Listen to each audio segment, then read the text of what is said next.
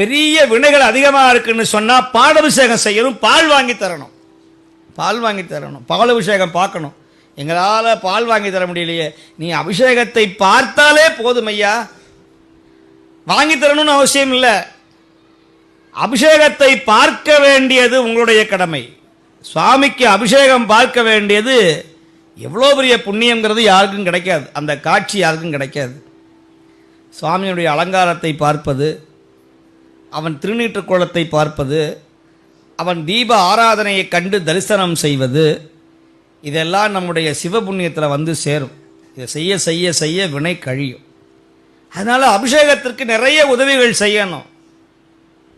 நம்முடைய மடத்தில் இப்படி திருவாதிரைக்கு சுவாமிக்கு எவ்வளவு குடங்குடமாக பால், இளநீ, பஞ்சாமிர்தம், தேன், திருநீர், சந்தனம், திரவியங்கள், எத்தனை அபிஷேகம், இதெல்லாம் இங்கே தான் பார்க்க முடியும். இந்த திருவாதிரை அன்று நீங்கள் ஜாதகத்தில் எந்த நட்சத்திரமாக இருந்தாலும், எந்த ராசியாக இருந்தாலும், எந்த திதியில் பிறந்திருந்தாலும் உங்கள் ஜாதகத்தை திருவாதிரை அன்று கொண்டு வந்து அம்பலவான பெருமானுடைய திருவடியிலே வைத்தால் முயலகனை மிதித்த காலுடைய பெருமான் உங்கள் வாழ்க்கையிலே முன்னேற்றத்தை தருவான். உங்கள் ஜாதகத்தில் யாராலும் தீர்க்க முடியாத நவக்கிரக தோஷங்களை ஒரு நொடி பொழுதில் மாற்றி காட்டுவான் அம்பலவாணன் சிவன்.